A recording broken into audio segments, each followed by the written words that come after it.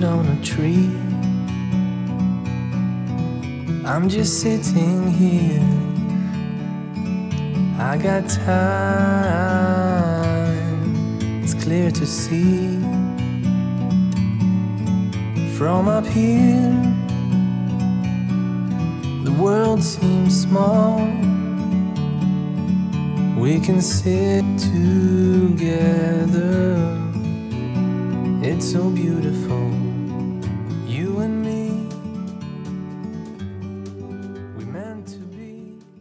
Okay guys, welcome back to my YouTube channel. So channel க்கு சந்தன மறக்காம subscribe பண்ணிட்டு பாருங்க. அப்படியே பக்கத்துல இருக்க பெல் பட்டன் கிளிக் பண்ணிக்கோங்க. அப்பதான் நான் போற வீடியோ வந்து நோட்டிஃபிகேஷன் வரும்.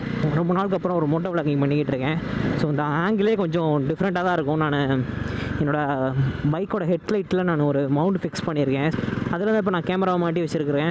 நல்லாயிருக்கும்னு நினைக்கிறேன் இந்த ஆங்கிள். நம்ம ஹில் ஸ்டேஷன்லாம் போகும்போது இந்த ஆங்கிள் வந்து செம்மையாக இருக்கும் நமக்கு. ஸோ அதனால தான் நான் ஃபிக்ஸ் பண்ணேன் இந்த ஆங்கிளில். இப்போ நம்ம எங்கே போகிறோம் அப்படின்னா ராயல் என்ஃபீல்டு ஷோரூமுக்கு தான் போகிறோம். எதுக்கு அப்படின்னா அந்த புதுசாக ஒரு பைக் லான்ச் ஆகிருக்கலாம், கிளாசிக் 350 ஓல்டு எடிஷன். ஸோ அதை பார்க்குறதுக்காக தான் நம்ம போகிறோம். அந்த ஷோரூம் எங்கே இருக்குது அப்படின்னா இங்கேருந்து ஒரு 15 கிலோமீட்டர் தூரத்தில் கோவில்பட்டியில் இருக்குது அந்த ஷோரூமு. அந்த ஷோரூம் போயிட்டு அப்படியே ஷாப்பிங் போயிட்டு ஒரு ஈவினிங் போல் தான் வீட்டுக்கு வரணும்னு ஒரு பிளான் போட்டிருக்கேன். இப்போ கரெக்டாக டைம் என்ன அப்படின்னா 12:10 ஆகுது. ஓகே, இங்கேருந்து ஒரு 10 கிலோமீட்டர் தான் இருக்கும். அங்கே போயிட்டு வீடியோ எடுத்துகிட்டு அதுக்கப்புறம் ஷாப்பிங் போயிட்டு சாப்பிட்டு தான் நான் வரலான்னு இருக்கிறேன். எங்கள் பசங்க என் கூட படித்த யூஜி பசங்கள்லாம் அங்கே தான் இருக்காங்க. ஸோ 2 பேர் வரேன்ருக்கானுங்க ஷோரூமுக்கு. அப்படியே வீடியோ எடுத்துகிட்டு அப்படியே இன்றைக்கி ஒன் டேவே கொஞ்சம் என்ஜாய் பண்ணிட்டு வரலான்னு இருக்கிறேன். நான் ஒரு 2 நிமிஷமாக வீடியோ எடுத்துக்கிட்டு இருக்கேன். இந்த ஆங்கிள் எப்படி இருக்குன்னு தெரில. ஓகே, நான் மோட்டோ விளாகிங் பண்ண முடியாது. ஐயோ மறந்து, இந்த மவுண்ட் எல்லாமே நான் வீட்டில் வச்சுட்டு வந்துட்டேன், மறந்து போய். இப்போ என்னால் மோட்டோ விளாகிங் பண்ண முடியாது. கேமரா அந்த இடத்துல தான் ஃபிக்ஸ் பண்ணி ஆகணும், வேறு வழி இல்லை. ஓகே, இன்றைக்கி நம்ம என்ன வண்டியை பற்றி பார்க்க போகிறோம்? ராயல் என்ஃபீல்டு கிளாசிக் 350 பற்றி தான் பார்க்க போகிறோம். இப்போ புதுசாக லான்ச் பண்ணியிருக்கிற ஒரு பைக் தான். இதில் வந்து மொத்தம் 11 கலர் வந்து லான்ச் பண்ணியிருக்காங்க. அதே மாதிரி இதில் நம்ம கஸ்டமைஸும் பண்ணிக்கலாம். நம்ம வெளியில் போய் கஸ்டமைஸ் பண்ணுறத விட ராயல் என்ஃபீல்ட்லேயே நம்ம கஸ்டமைஸ் பண்ணி மொத்தமாக 11 கலர் வந்து அவைலபிளாக இருக்குது. இதில் வந்து நம்ம கஸ்டமைஸ் வந்து என்னென்ன பண்ணிக்கலாம் அப்படின்னா, நம்ம சீட்டில் வந்து ஸ்ப்ரிங் ஷீட் கொடுத்துக்கலாம். அந்த ஸ்ப்ரிங் மாதிரி வச்சுருப்பாங்க, அது ஆல்ரெடி இருக்கும். அதை எடுத்துகிட்டு நம்ம தேவைன்னா மாட்டிக்கலாம் அப்படிங்கிற மாதிரி கஸ்டமைஸ் கொடுத்துருக்காங்க. அதே மாதிரி எக்ஸாஸ்ட் மாற்றிக்கலாம். அதே மாதிரி அலாய் வேணுன்னா அலாய் மாற்றிக்கலாம். இந்த மாதிரி ஆப்ஷன்லாம் கொடுத்துருக்காங்க நம்ம கஸ்டமைஸில். ஸோ நம்ம எல்லாமே சீட்லேருந்து எல்லாமே நம்ம கஸ்டமைஸ் பண்ணிக்கலாம் ஓனாக. அதே மாதிரி முன்னாடி ஹெட்லைட்டில் வந்து ஒரு ராயல் என்ஃபீல்ட் பேட்ஜ் கொடுத்துருப்பாங்க. அந்த பேட்ஜை ரிமூவ் பண்ணிட்டு நம்ம நேவிகேட்டர் இது கூட நம்ம ஃபிக்ஸ் பண்ணிக்கலாம் அப்படின்னு சொன்னாங்க. நம்ம அதை பற்றி தான் நம்ம பார்க்க போகிறோம் ஃபுல்லாக. நம்ம ராயல் என்ஃபீல்டில் டாப் எண்ட் அப்படின்னா அந்த க்ரோம் ஃபினிஷிங் தான் இப்போ நம்ம பார்த்துக்கிட்டு இருக்கிறது தான் இருக்குதுலே டாப் எண்ட். இதில் வந்து சிங்கிள் சீட் மட்டும்தான் கொடுத்துருந்தாங்க. நம்ம பில்லியன் ஆட் பண்ணிக்கலாம். பில்லியன் சீட்டோடு நம்ம பார்க்கணும் அப்படின்னா அந்த சிக்னல்ஸ் பக்கத்தில் தான் இருக்குது. ஸோ அதில் பில்லியன் சீட் கொடுத்துருக்காங்க. இதில் வந்து ரைடர் சீட் மட்டும் தான் கொடுத்துருக்குறாங்க. இதுக்கு முன்னாடி உள்ள கிளாசிக் 350க்கும் இதுக்கும் ரொம்பவே டிஃப்ரெண்ட் இருக்குது. ஆனால் நமக்கு அது பார்த்தா தெரியாது. இதில் வந்து ஃப்ரேம் செட்டப் எல்லாமே மொத்தமாக டோட்டலாக சேஞ்ச் பண்ணியிருக்காங்க. அதே மாதிரி இன்ஜினும் சேஞ்ச் பண்ணியிருக்காங்க. மீட்டியாரில் இருக்கிற அதே சேம் இன்ஜின் தான் இதுலேயும் கொடுத்துருக்காங்க.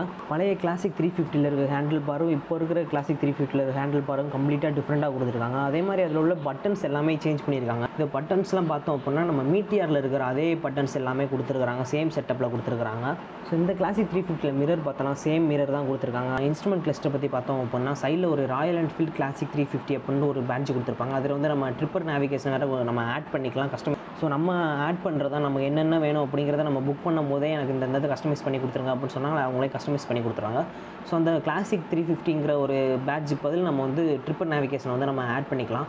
அதே மாதிரி டிஜிட்டல் இன்ஸ்ட்ருமெண்ட் கிளஸ்டர் வந்து ஒரு சின்னதாக ஒன்று கொடுத்துருக்காங்க. மேலே வந்து அனலாக் தான் கொடுத்துருக்காங்க. கீழே வந்து ட்ரிப்பு அதுக்கப்புறம் எல்லாமே கொடுத்துருக்காங்க. ஸோ இதில் வந்து ட்ரிப் எஃப் அப்படிங்கிற ஒரு ஆப்ஷன் கொடுத்துருக்காங்க. இது என்ன அப்படின்னா நம்ம ஃபியூயல் வந்து இன்னும் நம்ம டேங்கில் வந்து ஃபியூயல் இன்னும் எவ்வளோ இருக்குது, அந்த ஃபியூயலை வச்சு நம்ம இன்னும் எவ்வளோ கிலோமீட்டர் போகலாங்கிறது வந்து நம்ம இதிலே காட்டும். ஸோ நம்ம அதை கனெக்ட் பண்ணி நம்ம ஃபியூயல் போட்டு அதே மாதிரி இந்த இன்ஸ்ட்ருமெண்ட் கிளஸ்டர் வந்து ட்ரிப் 1 ட்ரிப் 2 கொடுத்துருக்காங்க. நம்ம ஈஸியாக நம்ம கால்குலேட் பண்ணிக்கலாம் எத்தனை கிலோமீட்டர் கவர் பண்ணியிருக்கோம் அப்படிங்க. ஸோ அதே மாதிரி ஏபிஎஸ் இண்டிகேட்டர் எல்லாமே இதில் கொடுத்துருக்குறாங்க. அண்ட் இது டுவல் சேனல். ஸோ இதிலே வந்து நிறையா வேரியன்ட் இருக்குது. இதே மாதிரி அலாய் வீல் நம்ம வேணால் மாற்றிக்கலாம். அதே மாதிரி பின்னாடி ட்ரம் பிரேக் இருக்குது, டிஸ்க் பிரேக் இருக்குது. நம்ம டிஸ்க் பிரேக் போகிறது பெட்டர். நீங்கள் புக் பண்ணுற டுவல் சேனல் ஏபிஎஸ்ஸே புக் பண்ணிடுங்க. ஸோ அந்த ஒரு ஆப்ஷன் இதில் கொடுத்துருக்காங்க. ஸோ நம்ம பிரேக்கை பற்றி பார்த்தோம் அப்படின்னா ஃப்ரண்டில் வந்து 300 mm பெரிய டிஸ்க் ஒன்று கொடுத்துருக்காங்க. இது வந்து இருக்கிறதுலே ஒரு பெரிய டிஸ்க்னு நான் நினைக்கிறேன் இந்த மாதிரி வண்டியில். ஸோ நம்ம பார்த்த பைக்லேயே இது கொஞ்சம் பெரிய டிஸ்காக கொடுத்துருக்காங்க. அதே மாதிரி பேக்லேயும் கொஞ்சம் பெரிய டிஸ்காக தான் கொடுத்துருக்காங்க. அதே மாதிரி ரியரில் பார்த்தோம் அப்படின்னா 270 mm டிஸ்க் பிரேக் கொடுத்துருக்காங்க. இதுவும் நல்லா ஒரு பெரிய டிஸ்க். நம்ம பிரேக்கிங் பொறுத்தளவுக்கு கிளாசிக் வந்து செம்மையாக இருக்கும். இப்போ உள்ள எடிஷன் வந்து கிளாசிக்கை பொறுத்தளவுக்கு 2 பிரேக்குமே ரொம்ப பக்காவாக கொடுத்துருக்காங்க. நம்ம இதில் ஃபியூயல் கெப்பாசிட்டின்னு பார்த்தோம் அப்படின்னா 13 லிட்டர் டேங்க் கொடுத்துருக்காங்க. இந்த இதில் வந்து இண்டிகேட்டர்ஸ்னு பார்த்தோம் அப்படின்னா சேம் இண்டிகேட்டர் தான் கொடுத்துருக்காங்க. ஹெட்லைட் வந்து கம்ப்ளீட்டாக சேஞ்ச் பண்ணிட்டாங்க.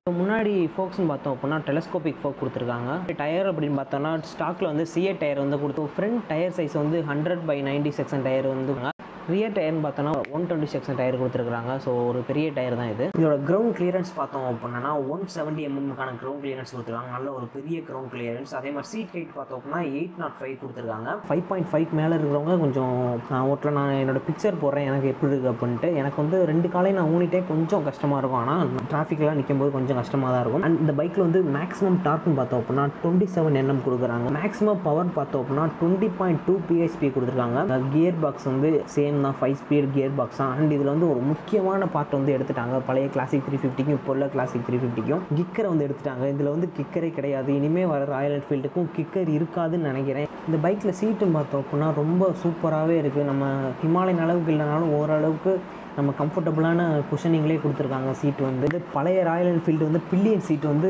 ரொம்ப குட்டியாக இருக்கும், அது வந்து அன்கம்ஃபர்டபுளாக இருக்கும். ஆனால் இப்போ கொடுத்துருக்கிறது வந்து சீட்டு கொஞ்சம் ஒரு பெரிய சைஸாக கொடுத்துருக்காங்க. அதுவுமே நல்லா கம்ஃபர்டபுளாக இருக்குது. பின்னாடி வந்து ரவுண்ட் டெயில் லைட் கொடுத்துருக்காங்க. இதுக்கு முன்னாடி ஒரு மாதிரி பாக்ஸ் ஷேப்பில் இருக்கும். அவ்வளோதோட நான் இந்த வீடியோ முடிச்சுக்கிறேன். என்னால் முடிஞ்ச அளவுக்கு நான் ரிவ்யூ எடுத்திருக்கேன். So tata by.